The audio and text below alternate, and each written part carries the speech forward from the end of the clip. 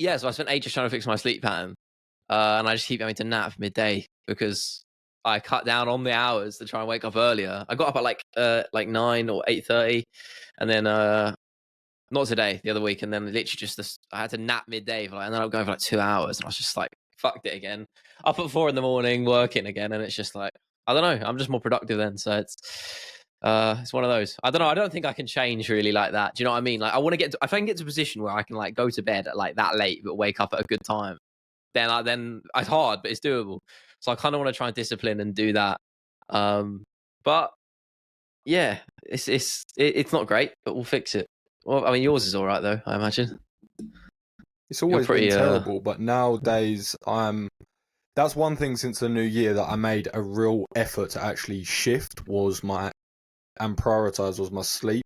Not only just getting enough hours in, but getting a much more consistent time zones, just so I can get my circadian rhythm in a lot more of a loop, because you do wake up so much fresher, and after a little while you begin waking up pretty much on the nose at the same time every single day. So I've been waking up with a lot more energy at very similar times, and it's a lot better for me. I've always been someone that went to sleep very, very late, and now I'm going to sleep sort of latest 1 a.m, which is good for me. I'm getting a good 8 hours in, a good 9 hours in tops, and then I'm just fresh and ready to go. And then I'll just go from about 10 a.m, work out in the middle of the day, and then I'll just go straight through till maybe sort of 11-ish, and I'm finding some good rhythm with that. But you said earlier, before we were hit record, you said you struggled recently you feel like you almost haven't been present for the last 2 months. What do you mean by that? I mean, I saw what you posted on your story a couple of weeks back about what you wanted to improve on, and it was something about being more present in conversations or something. You posted on your story. It was like I don't know, you were just talking to the camera. And that made me think a while back, and then I sort of forgot about it, ironically. But then I was sitting there the other night, just realizing how I hadn't actually been present in, like, obviously when we're doing the podcast, I'm present because I'm thinking, and it's a present conversation. But when I'm by myself, a lot of times I'm so in my head rather than be acknowledging where I'm at and what I'm doing just consciously. And that's something I used to do. I did that quite a lot. Like when I was in third year of uni, I was in a good spot. I had a routine down, and I think that came down to having some order, a bit more order and formality in my sort of day to day, which helped. On top of therapy. Can I add my 2 cents on that? Yeah, go. Because as you were saying that, not to subscribe straight from what I noticed on myself to you, but I'll just say my truth and tell me if you resonate with this. I was, and can be, don't get me wrong, it's always you always go in peaks and troughs, it's never always perfect. But the times that I found myself most like that, even this week before we came on air, I said I've been a little bit sporadic, I've not been as on the ball as I would like. That's why today I've been sort of trying to get things in good order before the week begins. But the times I've noticed that the most is when I haven't been organised, is when I haven't been writing down, okay, this is what I want to achieve this week, this is what I want to achieve day to day, and not necessarily being super prescriptive with times and whatnot, but when I've left it a lot more ad hoc and it sort of builds up like that, and the longer you leave it, the more that can sort of happen. And I know you're someone, the only reason I say that is because I know you're someone that doesn't necessarily always like to write things down and schedule things in. And it's a fine balance. It's a fine line. It's what I always say to you. You have to find, obviously, the level that works for you. But I definitely think there is a middle ground.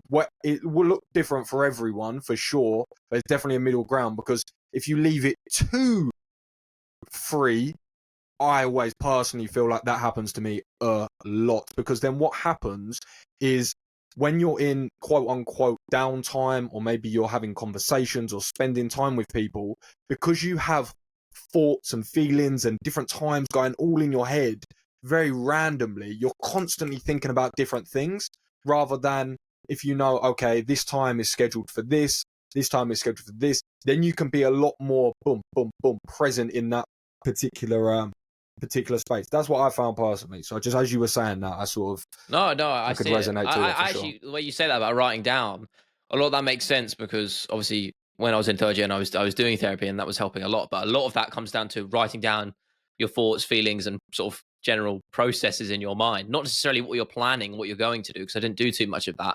It was more just a lot of reflection. And I think that just obviously helped a lot, just with mental clarity. And I was able to be present so much more back then. And I didn't really think about how much worse I've gotten with that until the other day. So I'm kind of glad I did now, because that's just an opportunity to, you know, get back on that, if you know what I mean. You know what I've realised? I think the perfect analogy for this is your mind is almost your bedroom, right? You spend the most time there. You spend a lot of time in there. You can be working, you can be chilling, you can be watching YouTube, whatever. But the reason I use that analogy is because sometimes I'll feel in a slight lull, or I'll feel a little bit lethargic, or I won't be very creative, and I'll stop for a second, and firstly I'll think, have I had daylight? Have I been exercising? Am I hydrated? Have I been getting good nutrition in? And usually those points aren't necessarily ticked. But even if they are, and I still feel like that, sometimes it's as simple, and this is so simple that it sometimes doesn't even seem that effective. But sometimes I just look at my room and it's a little bit cluttered. And sometimes I haven't done my washing, maybe. Or sometimes there's things just scattered all over the place and it isn't very organized. And I start realizing that is very, very apparent of a metaphor of my life. And the messier my room gets, the messier and more cluttered my mind gets, if that makes sense.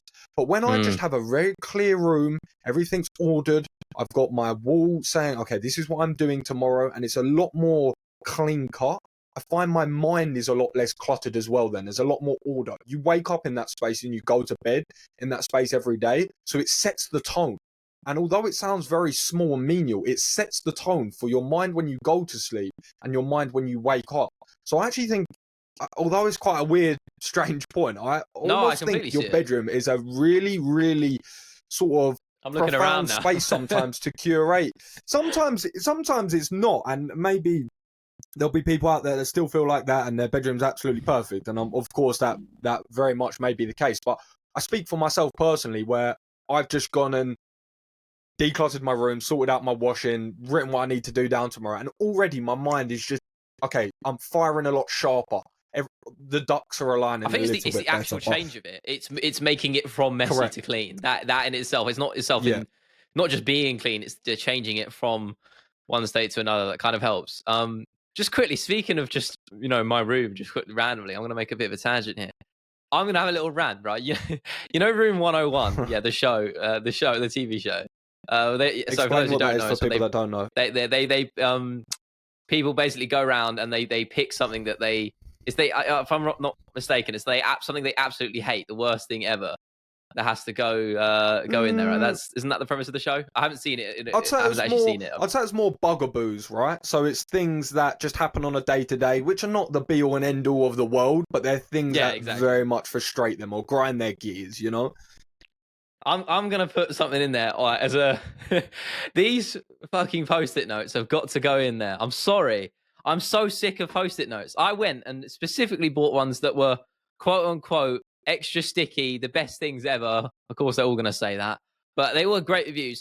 These fucking things keep falling off my wardrobe every day, and it's just like, what's the point anymore? I honestly, they don't even do their job. Some of them are up there still, but there's about half of them keep falling down, so I have to rewrite them and put them on new ones. It's just got me mad. That's right. I just had to get that out of the way because I was thinking about it the other day. It keeps bothering me, and it just makes my room messy because I got paper flying around everywhere, and it's just a pain in the ass. But thought I'd ramble about that just for a moment. People that are tuning in, waiting for creator talk or MMA talk, and they've got some fella ranting about the lack of stickiness on his post-it notes. That's a first world issue. First world problems, mate. It is. There you go. That is a first world problem. Yeah. Well, yeah. I mean, I think we can. Go on. No. You go. You had a. No, I was going to say. Before we jump into the MMA space, I just wanted to sort of. Every week's is a different little roller coaster and a different little adventure within this creator space for sure. So just talk me through your ride this week. Honestly, it was just a heavy graft from getting my video over the line. It was quite a long one. I'm getting better at just fine tuning in terms of the editing process, like changing I think I'm more willing to take sacrifices. I think it's probably a good summary of this week. In terms of maybe beforehand in some of my videos, I wouldn't have the sort of gall to cut some bits out that probably weren't worth it. But now, I'm usually cutting out. I acknowledge when I'm writing my videos now, even when I'm in the writing process, that some of this is probably not going to make it into the final cut. And a lot of time when it gets to the final product, I've probably cut down about 2 to 3 minutes worth of script out the video entirely, which is something I probably wouldn't have done before.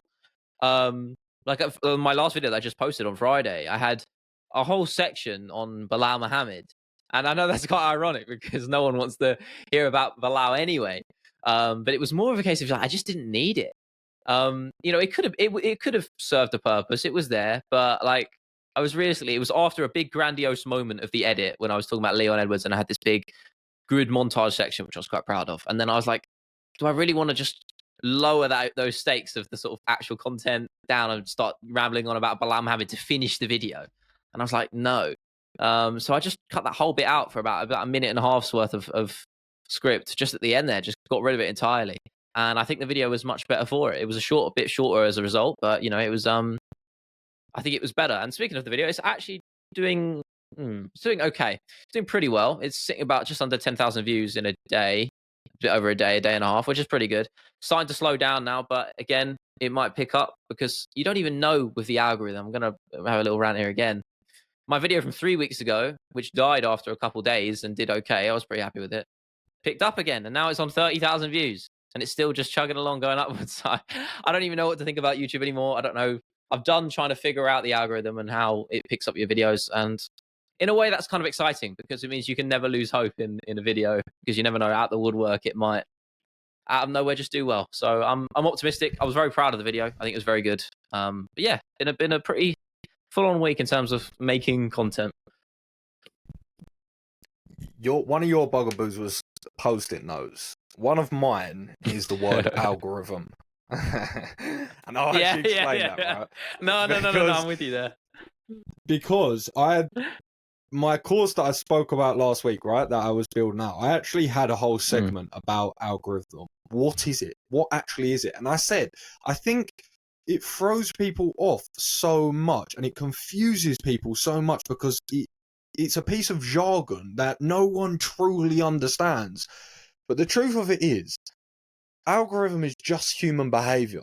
There is no secret code. Exactly. There is no secret formula. It is literally just human behavior. So if anyone's listening to this, and whether it's Instagram, TikTok, YouTube, whatever it may be, even LinkedIn, Facebook, sometimes I think people always get thrown off with that word, but you have to remember, it's just human behavior.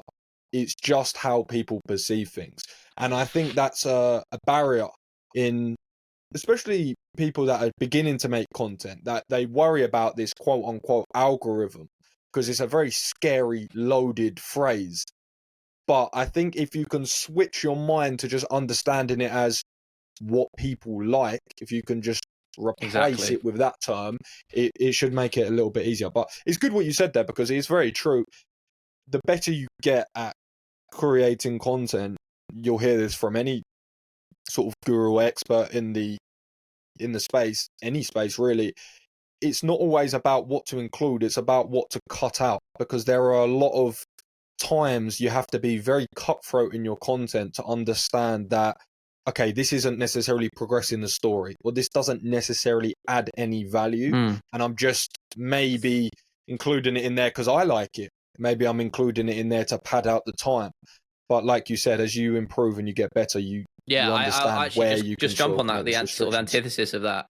As you said about padding time, that's something I was doing, I was pretty guilty of doing on some of my older videos. When I was doing 2 a week, I was like, I could add this clip in there. I was like, mate, it doesn't need it. And ironically, my scripts have actually probably stayed similar in terms of word count, and I've added more video bits in, but it's not padding. They actually do serve a purpose, and they're all highly edited. They have a purpose. Whereas before, I was adding them, and they were just there because they were there. Do you know what I mean? And it was to not clog up the runtime. You know what I mean? And now all the clips I put in, they serve a purpose, and they're edited. Like particularly a lot of times I build up towards a fight, you know, whenever I'm storytelling that bit. And as soon as I get to the fight bit is the bit I enjoy the most because I get to really flex the editing skills of it. I start overlaying the commentary tracks, finding the right points from the video, the actual fight footage of the fight itself to overlay. You know, start adding sound effects, and when it all comes together at the end with the sound effects, the music, and it's just there's something I really get out of that. And they're much more purposeful than just random bits and bobs, which, you know, they just clog it up. And that was probably part of the reason why my videos back in the day, when I had that run of 4 months of not really doing too well, why those videos weren't doing so well. One, because they were shorter, and even though they were still shorter, they were still clogged up with stuff that didn't need to be in there. And now I'm getting to a point where it's not perfect, but a lot of my videos now, nothing's really wasted as much. You know, there's some stuff you can always improve, as I said, but a lot of it's much more purposeful in terms of thinking, actual conscious decisions in the editing and writing process. Even in the writing process in itself, I'm thinking a lot more consciously about the edit, where I can put certain bits. You know, I just write stuff in bold in my scripts and what clips I want, because I think back to events in my mind that I know there's footage of, and the stuff I can really sort of add to help push the story forward. So learning a lot, but yeah, definitely improvement. Like as I said, 2024, we said this before the end of the year, you know, right before the start of the new year, we wanted to level up massively, and I just wanted to take that with the edit as much as possible. And definitely I've done that a lot. You know, I was watching my old videos. I like to do that quite a lot. Even just going back to my first video, it is so bad in comparison. It's not even funny. Not just in terms of audio quality, but I mean in terms of the passion in the recording. The edit itself is basic. It doesn't keep you engaged as much at all. And I sound half asleep. It's like I don't care. And it's just quite wild because you don't even acknowledge it in those moments. When I first made that video, I thought it was really good. And for a while, I thought it was my best video. Obviously not for too long. And then I look back now and it's terrible in comparison. But that's a good thing. That's a sign of growth and it's a sign of reflection. So yeah, happy. As I said, I keep saying it's going to be a big year for my channel, and obviously, of course, for the podcast, for what you're doing as well. So yeah, happy to make those improvements. I'm acknowledging it is a good thing. So I'm looking forward ahead. I think a lot of people overlook the fact that your first piece of content is your worst piece. That's what people always miss. Absolutely. They always think that they're going to start at the top level. The analogy I used in that course was people are in a position where they've essentially never gone to the gym and they're looking for the perfect workout routine. It doesn't exist. You have to go in and get your hands dirty. You're going to be in Agreed. the worst shape you've ever been in before you start going to the gym. You're going to make your worst piece of content when it's your first piece. You can't make it good. It just isn't how it works. But this week, in regards to myself, a little bit of movement, chugging along. I'll be perfectly transparent. I haven't been as proactive as I like. When I'm not doing my best work is when I'm reacting, where I'm sort of essentially doing the bare minimum. Okay, I'm getting this amount of posts out on this. I'm covering these topics. Okay, I'm getting this YouTube out. Cool. I'm being reactive to what I need to be. I'm not being proactive. I'm not bringing everything up. And there's a fine balance between, okay, we need to level this up next week. What does that look like? Okay, well, we can actually, before the week starts, we can really write down in a linear approach. These are the things that we need to improve on this week. I have, as of today, I would have booked my tickets for Thailand, so that'll be next month. But you have now at the end of well, as of nice. Today, yeah. I say congratulations. A bit of a weird thing to say congrats for, I suppose, but enjoy it. No, I guess it's maybe a congrats. Do you know what I mean? But it's a little bit weird. Yeah. I guess it's somewhat of a congrats, because in truth, one of the main goals for myself when I got into the sport was to be able to travel the world through what I do. So I can very much say that's the case now. Even before, when I went to Australia last year, I was working another job as my main source of income, and then I went to Australia and I was working out there. I was doing bits of work here and there, but it was a lot more ad hoc. It was a lot more sporadic, and it wasn't Casual's Corner that was paying me to go out there. It was because I'd banked up money from work. But now, 12 months later, which it will actually be near enough 12 months to the day, to be perfectly honest, which is kind of funny.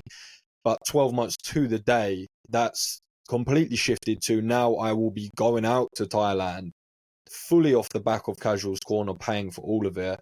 And secondary to that, it won't be sporadic content creation whilst I'm out there, which is what it was before. I have been curating a game plan almost for all the work that I want to create whilst I'm out there, so I can get quality and quantity whilst I'm there, and not even drop off the quantity at all, but increase it. So that's what I've been working on really this last couple of weeks, and even more so now that I would have had those flight books, is really dissecting what people are doing, what they've done well in different areas of when they've gone to Thailand, whether it's in the food industry, whether it's in the travel industry of content, whether it's in the Muay Thai industry of content, really reverse engineering what these people are doing and then applying that to my style, my voice, and how I like to do things, so that I can go there and I know I've got a plan of attack, rather than sort of getting there and being, okay, what do I do now? I go there and I know exactly what I want to do mostly every day. And then again, that comes back to what we said before. Then that's going to allow me to be much more present, because then I know, okay, this is work taken care of. This is the points that I need to hit.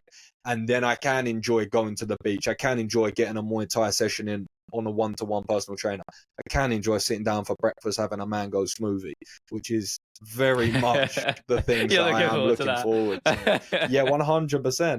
And in truth, I'm looking forward to go to.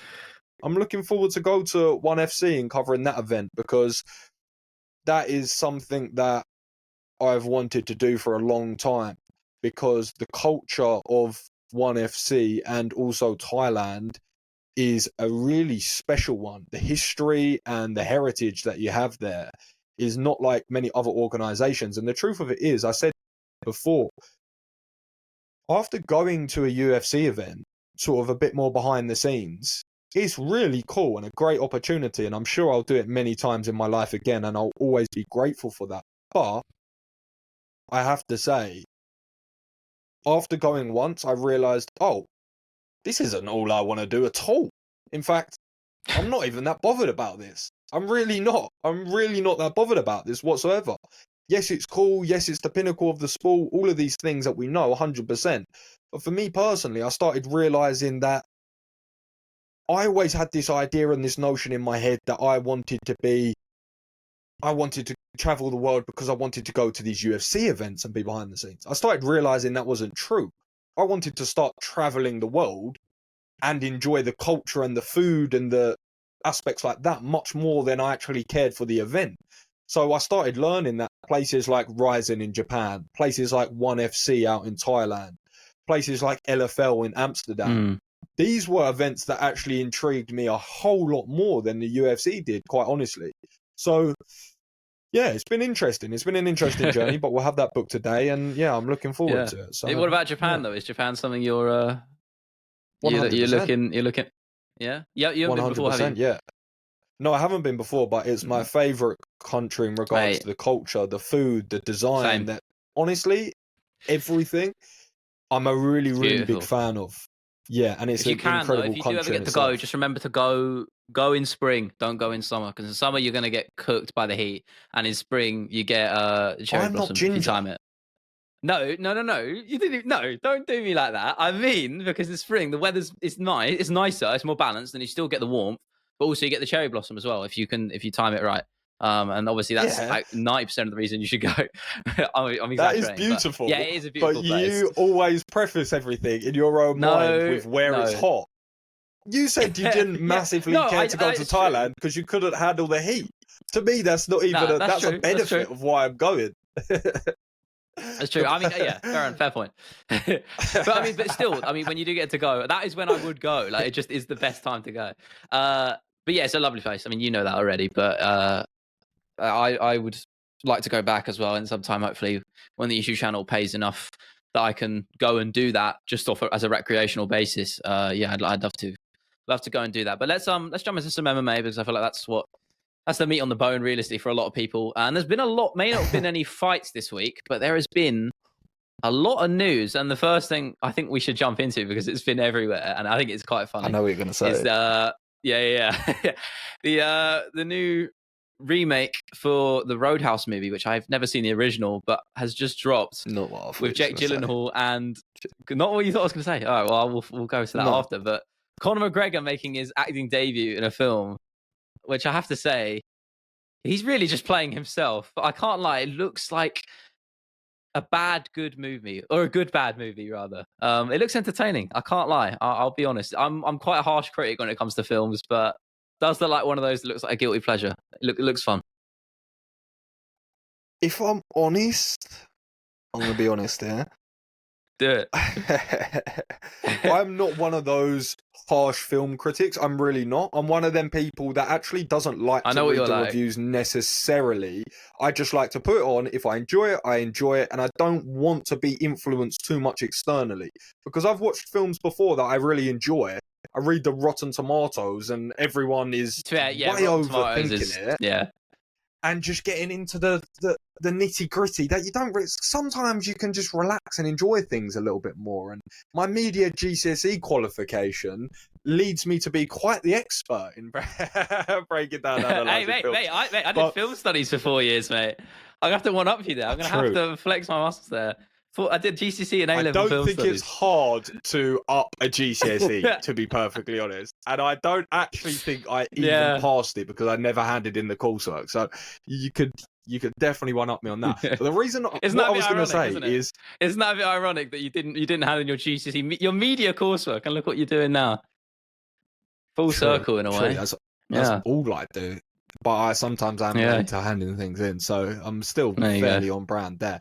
However, I'm just not a fan, really, of those films. I'll give you the perfect example. Fast and Furious 5, 6, whatever they are. Those films that are just made for middle-aged men that love fast cars and big explosions. I'm just not a massive fan of it. They're such dad films that just 50-year-old blokes watch and love. The biggest guns, the fastest cars, and the biggest explosions. And there's little to no storylines. There's just craziness happening every 30 seconds. It's war, it's bombs, it's motorcycle chases, motorbike chases. I am not that bothered about it. So I actually saw the trailer, and that was enough for me. That was enough to say that I've seen Conor McGregor's film. I actually don't need to go out my way and watch it, because I won't. I kind of want to see it though. Because his line delivery is so dry, but it's not dry, but it's not great. But you're just going to watch it because it's going to be Conor McGregor playing a bad guy. I can't lie. I do want to watch it because of that. And I'm not even a huge Conor McGregor fan. I'm not. But to say it doesn't look entertaining, I think it's a bit of a. I feel like it's one of those I'm going to have to watch. It looks like it is for most people. Don't get me wrong. It is for most people. It's just not my particular style. I'm just not bothered about those things. You know what I like? Neither am I. True stories. I like based on true stories, and I like things not necessarily super cerebral, but just a little bit more so than just big explosions and fast crashes. When I see two speedboats going into each other 100 miles an hour and a big cloud of smoke on the trailer, I'm just turned off already. I just already am. So I'm not that fussed by it. You know, that's that it can happen. No, I know, but I know you don't like sci-fi. So you're like, you're not one of those people just like anything that doesn't happen. No, I agree. I'm not. I agree. It's not really. That's not necessarily the case. It's just super American filmmaking. That's how I look at it. Biggest everything we can possibly create. Let's get 2 helicopters going into each other in 4 buildings and get 5 armored trucks, and it's not necessarily my style. But alas, I think I'm probably going to see most of it through Instagram anyway. I'm sure there's going to be, and I'm sure I'm going to make posts on it myself. So I'll see it passively, but I'm not going to go out my way to watch it. Absolutely not. I'll be honest about it. But saying that, pretty cool opportunity for him, 100%. And his brand just continues to get bigger, and it only grows the sport as a sort of precursor, as a sort of knock-on effect to that. So, yeah, it's only a positive. But there's no hate. I will it's just not necessarily my style of film. Yeah.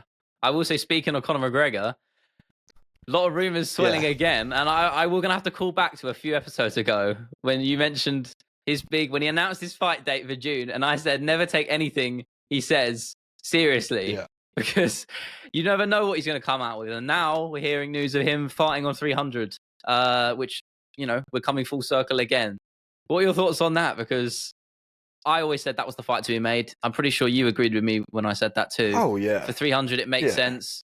Why wouldn't you do it? And I hope that it's the case. I think it might well be. Maybe it's wishful thinking, but it has to make sense. It's the last piece of the puzzle, is it not? It's a no-brainer, and it always has been. And it just, yeah. I mean, we're not going to ramble about whether it should or shouldn't be, but what do you think about the whole situation in terms of developing over the last week?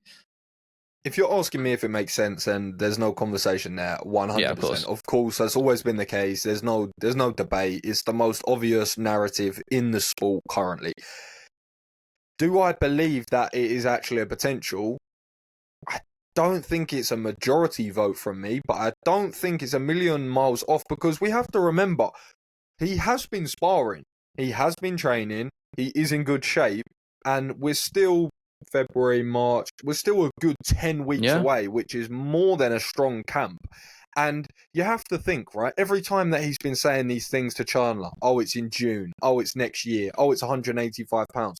Not only is this a little bit of mental warfare, but also it could be a small strategy to just drag it out as long as he possibly can, and then boom, oh, actually it's in 8 weeks. And of course that's still a good amount of time, but it will just catch him off guard a little bit, and that's just another small mental battle on the build-up, even though Chandler is always more than prepared because he's always training hard and whatnot. So they have a couple of options, right? And again, we've spoken about them at length, so we won't necessarily go into them all. They have a couple of options, and this is 100% one of them. 100%. It's not even in question that this is on the table. And we've been thrown a couple of curveballs, which we can jump into. So I'm not ruling it out. If you want a percentage, I'm going to say 48%. Okay. I think it's between 3 fights. I think you've got it between, I think least likely, this might sound weird to you, least likely is Leon versus Bilal.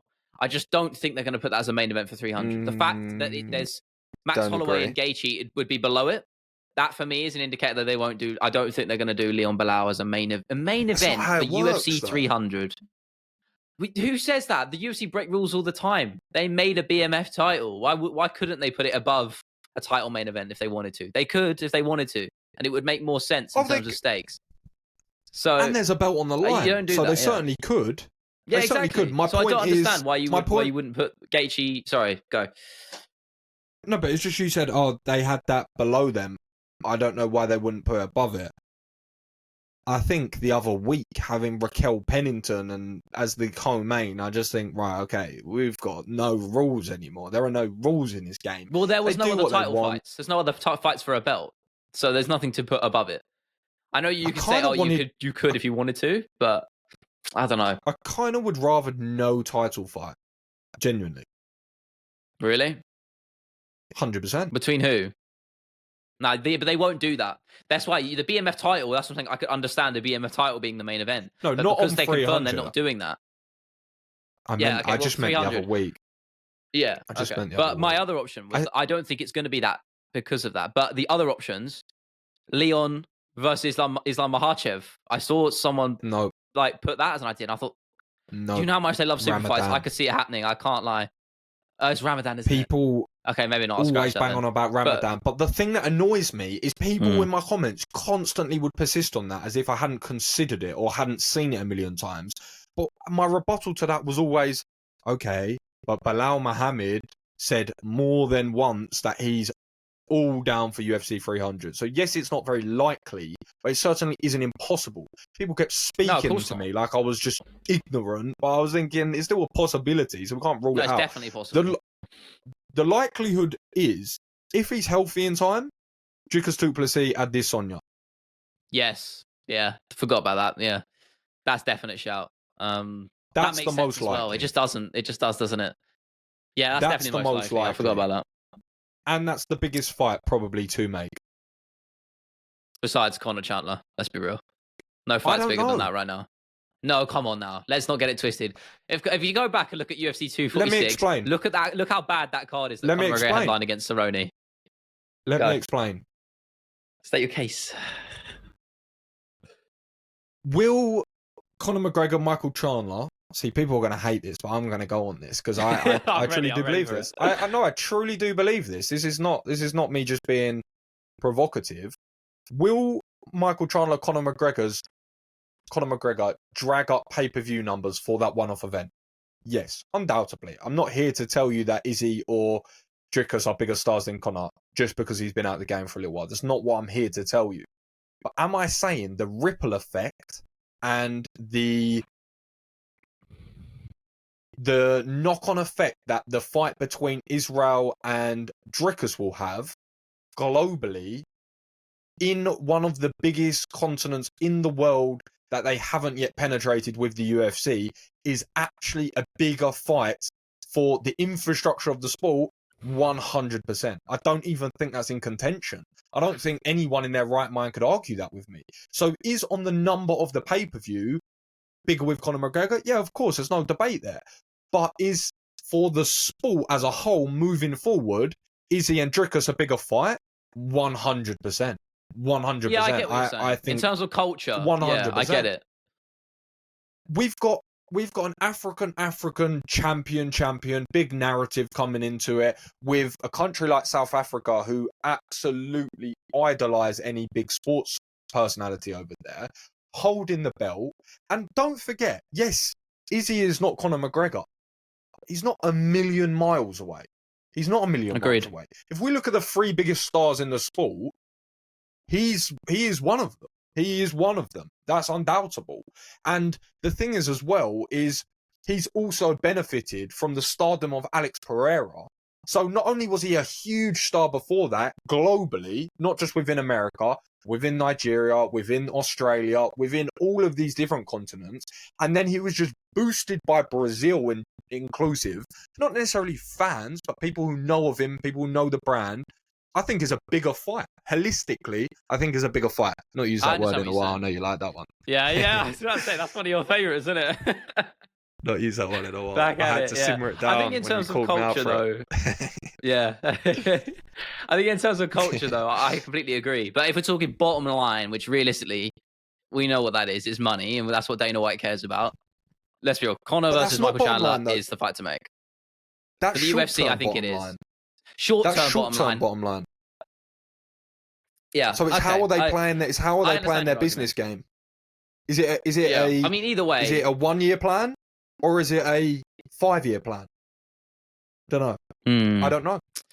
No, yeah, it's an interesting thought. I mean, either way, they're both great fights, and whichever one or whichever, it might not be either of them, but whichever fight gets announced, we'll be running our predictions of them, of course. And there's some other news I just want to jump into as well.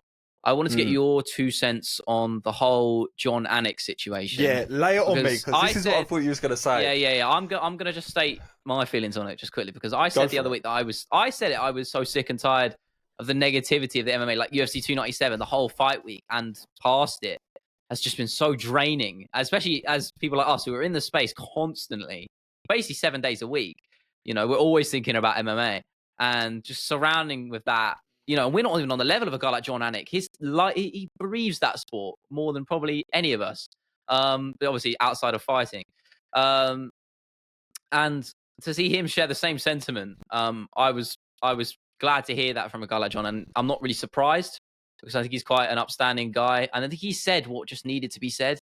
And I don't really want to point the finger, and I'll use his terminology of the lowest common denominator of MMA fans. But 100. I do agree, because I think that does stem with a lot of the sort of tribalistic new fans, casuals, I'll use the term, of Sean Strickland, who have jumped on that bandwagon over the last couple of weeks. And I don't think that's unfair to say. I think it's definitely true. And in a way, that's a credit to Sean for being able to, bring in such a new wave of people who've never really got into MMA before. But it has resulted as a knock-on effect of a huge amount of toxicity and just general vitriol, way more than usual in the space. And MMA as a space in general is full of a lot of unsavory characters just online. But I think it was just the scale was upped like the last couple of weeks. And I have to say, I completely agree with John's sentiment. And I thought it was shit that he had to apologize. I thought that was just not the right thing to do. You know, I don't blame him for doing Mate, it. Maybe he was told to do it, but I think it was bullshit that he had mate. to apologize for that because he was saying what I think should have been said. And I'm assuming you're all completely in agreement. Let me ask you this question. Shoot. When he made those comments, were you offended? No, I mean, they weren't targeted towards us, towards me. But when no. he made those comments, were you offended? Yes or no? No.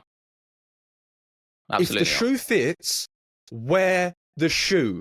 If you felt offended by those comments, guess what? You're one of those people. It's as simple as that. It really is as simple as that. If you weren't offended by him saying that, you're probably not one of those people. And guess what? I read through all of the comments on that post, and there were a million people saying, bang on, no need to apologize. And I was most certainly one of them as well, by the way, because he was 100% spot on. And he 100% should have called that out. And if you sat there feeling offended by it, it's because you most definitely fall into that category.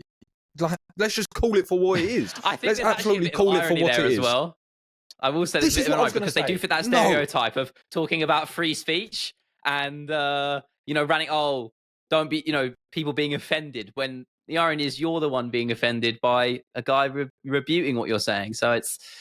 Or you know what I mean? It's the whole situation. This is exactly what I wrote in that comment. I said the irony that Jon Anik had to apologize because people were getting offended by people who were defending a man like Sean Strickland, who is completely pro free speech, is completely anti soy boy, quote unquote. And these were the people that would get. These were the people that were getting upset because he said, you're not very nice people. And guess what? There was outrage because of that. And this was... I couldn't actually believe the flipping irony of this whole situation and how it was playing out. I couldn't actually believe that it was playing out like this. It was actually hilarious. Crazy. And honestly, it's one of those situations, sorry to chime in, that just made me feel a bit ashamed to be an MMA fan. And it just sucks that this sport is... honestly, there is not... I can't think of another sport sort of fan base that is this vitriolic. It really is bad. Like, and a lot of people some of the stuff I was reading online, man. So, what did you say? A lot of people were arguing that. A lot of people were saying it's not even that bad. And it's not the worst. And they were giving examples of football and... no, MMA is so much worse. NFL and basketball and things like that. And name any of them. I mean, it was just some of the stuff I was reading, and I'm not one to get like, I don't even know. Like, obviously, I don't even fit some of these demographics, but to see some of the things people were saying, like, it just felt so behind the times. Is that, if that's probably the right thing to say? Like, just dropping, like, I'm obviously not going to say some of the words that are being said, but just the people, like, who were just stating how they felt and were just clearly just trying to be a fan of the sport and nothing more. And seeing some of the words that people were using and just a lot of shit to like homophobia shit. I don't know. It just felt so archaic to me and a bit shit. I obviously I don't fit into that demographic, and the fact that still pissed me off just shows you how bad it was, I guess. Because I'm not one to get usually into all of that, but it just grinded my gears a bit. Yeah, it annoyed me to no end because I don't even necessarily think it's just an MMA problem, and I won't go into this in too much in depth. No, of course. I've mentioned this before, but we live in a world now where we have the strongest algorithms, there's that word again, where they reinforce and create these echo chambers that are so intense that we never get to see people with opposing views. So we are now statistically a more divided world than we've ever been. That is statistically proven. We're more divided than we've ever been because we reinforce echo chambers every day. Agreed. By having algorithms which spit back people that just agree with us necessarily. So not only now do we never see people that don't agree with us, but we can never have conversations about us disagreeing and the nuance between them and actually saying, okay, I believe in this, you believe in that, okay, cool. that's never allowed anymore. And it's none more so prevalent than in MMA, where no one can have a civil conversation about two opinions and appreciating one another. They can't. They simply have to have their own, and anything else is wrong. And then they just back that up with homophobic language, horrible language, swear words, trolling, all these nasty things, because people have lost the ability to have a conversation. So now the funniest thing is when I'm reading online is people saying, you can't even let people not agree with you. God, yeah. Which was hilarious in itself. But anyway, I'm not going to continue on down this road because it's one that's just for ages. My blood pressure's rising. Yeah, it just annoyed me. But again, we can move forward from that. You know, we all have our opinions. We know where we stand on our morals and values and all that. And I don't know. Yeah, communication is probably the answer to all of that. But it's a tough ask for an MMA community, I have to say. But what we can do is look forward to some actual fighting, rather between two professional fighters, rather than people online. So I'm just gonna get the card up quickly, which I should have had earlier. Stacked. I'm gonna be honest. This card is absolutely stacked. It's not bad, is it?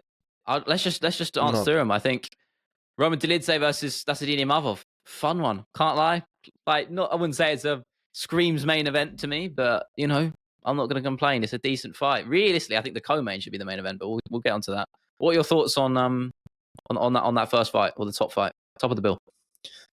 I think the biggest thing here is the fact that it's 5 rounds, and you have a look at Imavov, who is a good fighter, comes from a good camp, good training partners, good skills, good all round pretty much. You saw him against Buckley, started very, very strong, but I don't know if it's inexperience, I don't know if it's lack of gas tank, I don't know if it's a combination of things, but he has faded a couple of times towards the end of fights. And you have a look at Roman Dolidze, who just can push such an insane pace and who is so aggressive in everywhere the fight goes.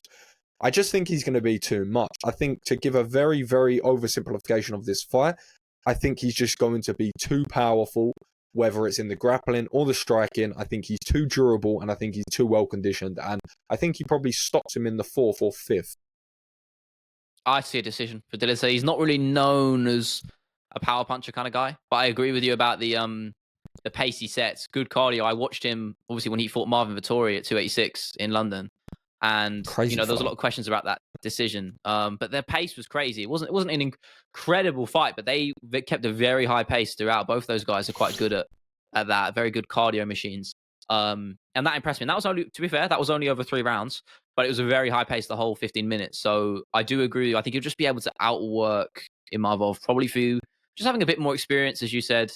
Just a better gas tank and just a bit more well-rounded overall. And I think he'll just take him to a decision and get him done there. But for me, as I said, the real fight is the co-main event. Renato Moicano versus Drew Dober. That is a classic. Is it at the Apex? It probably is, isn't it? Yeah, that is a classic Apex banger right there. That's the fight where I want to hear the punches and kicks landing, because those two guys are going to hit like freight trains for a finish.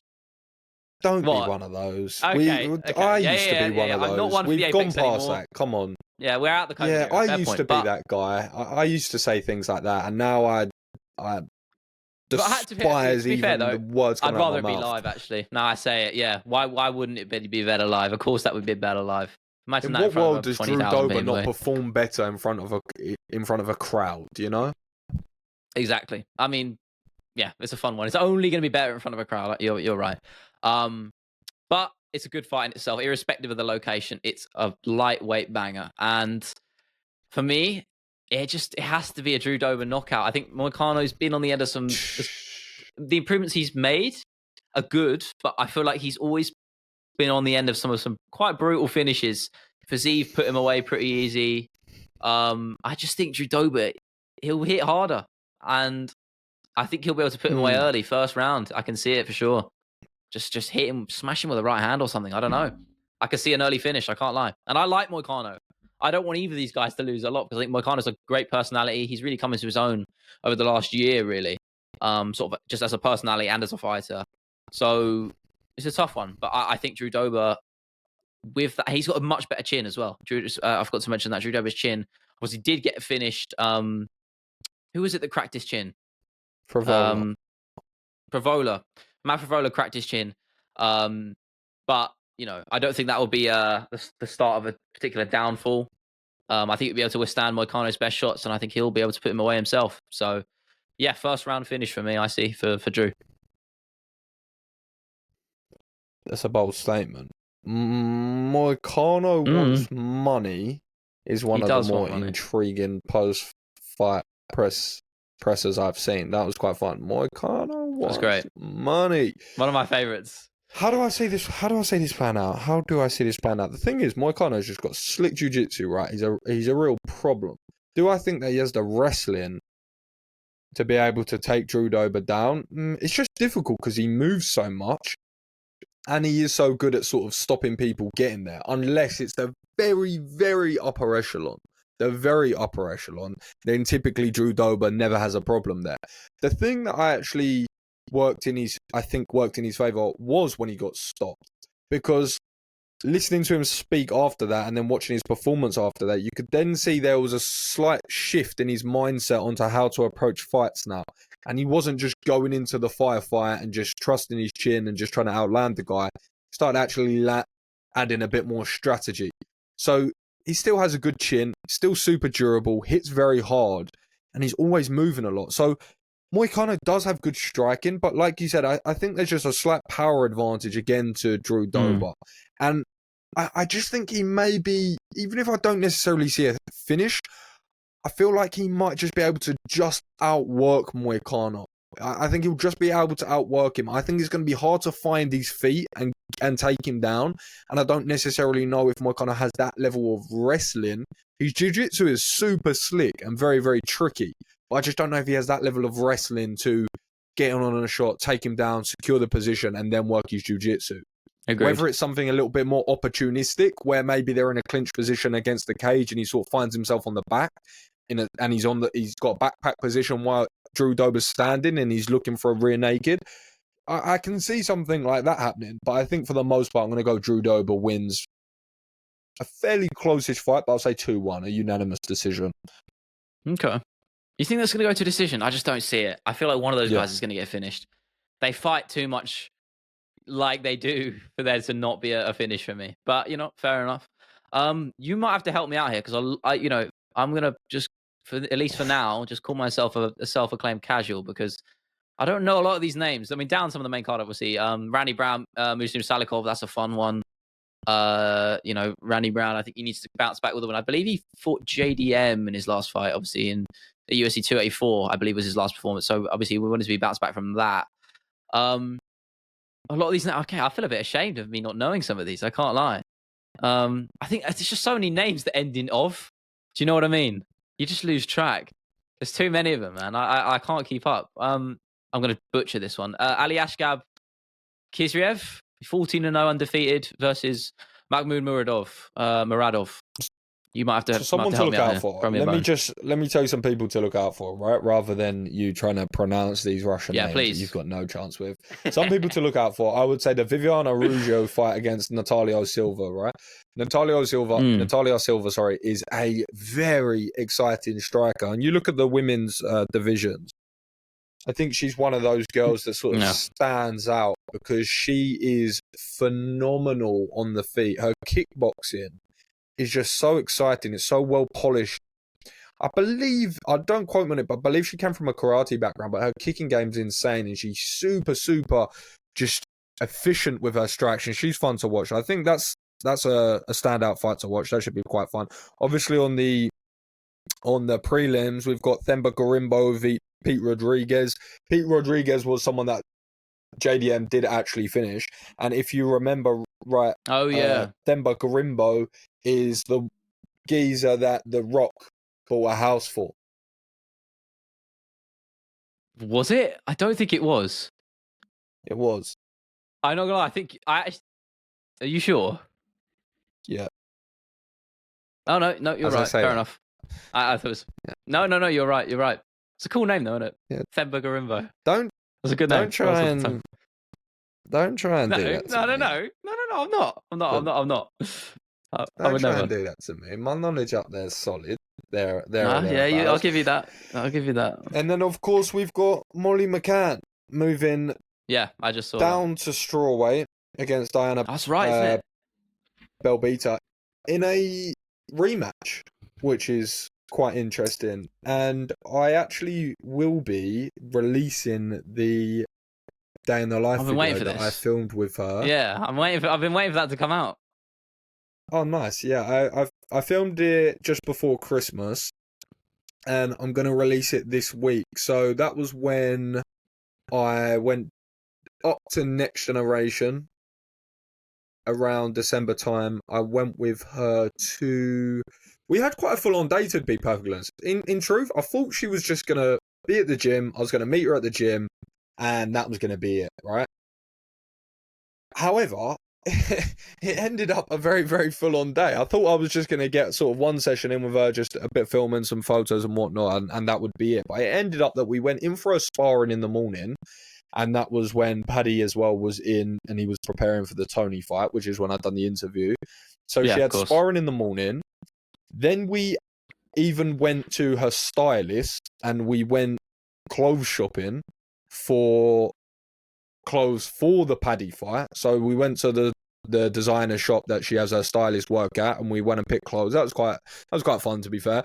And then I went to her boxing session with her boxing coach at a really, really cool gym, actually, to be honest. It was a really cool boxing gym. Huge place and a really, really big space. But obviously you'll see when it comes out this week. But I went there to her boxing.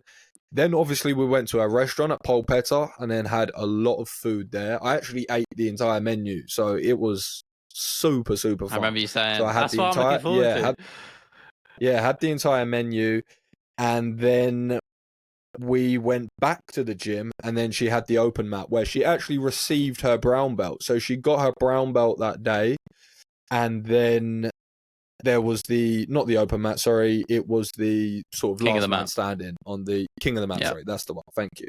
So, yeah, it was a pretty full-on day, actually. So, yeah, I'll be releasing that video this week. So that should be quite fun. I will And say, actually, just... Go Oh, on. sorry, carry on. Okay. No, all I was going to say is the one thing the day's getting me, man. Sorry, go. The one thing that... with things like that, there's always a kink in the armor. There's always a little chink in the armor, sorry. Of course. Not kink. Not kink. King. I was like, hang on a minute. There's always a kink in the armor. There maybe is one of those as well, but there's always a chink in the armor, and there's always something that doesn't necessarily go perfect. So typically what I would have done is mic'd her up, had a conversation just about the day and whatnot, and then overlaid that, or somewhat of a more informal interview, and then just overlaid that on some of the B-roll. But unfortunately, just the way the day played out, and because I didn't know exactly what was happening, I ended up not being able to get that. But I did reach out to her and get her to voice note a ton of it over to me. So I do have sound bites that I've been able to overlay. That's good. So I had to work around it a little bit, so it isn't the exact thing I wanted, but we're not a million miles off. But what were you saying, sorry? It never is. It's never going to go perfectly. But I was going to say is, True. as you said, her receiving her brown belt just shows you how sort of high level these people are. Because let's be honest, the casual opinion of someone like Molly McCann is that she doesn't know how to grapple. She can't grapple to save her life, right?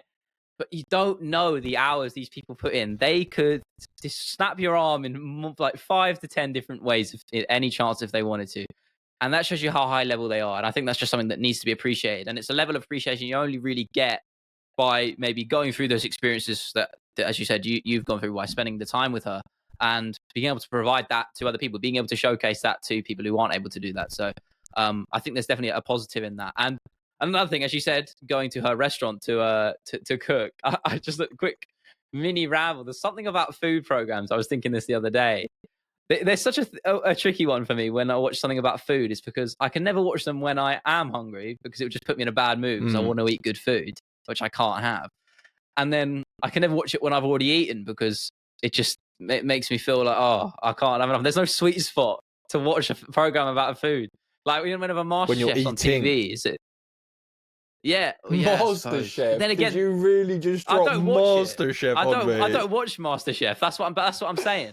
Like if the channel's just on and you've left it on and you see there's MasterChef on, you're like, why would I want to watch this? Do you know what I mean? It's like, do you know what I'm saying? Food programs Scraping are tricky, the man. bottom of the barrel Yeah, in maybe food I am. programs with MasterChef. It's not great. In 2024. That thing aired in about the 80s, Mate, and they have Food run out Fighters of on ideas 10 BBC One. times That's over. what I want to see. That's what I want to see. I want to see Yeah, Food Fighters on BBC One. It's a good point that you made about the the jiu-jitsu thing for sure, actually, and it is a very good point, because also what's worth me mentioning here as well is I went to the Polaris event with her after she got submitted most recently, and then she obviously took a little time away from mixed martial arts, and she really worked on her jiu-jitsu game, and she went into a camp necessarily which was pretty much strict jiu-jitsu for that Polaris event.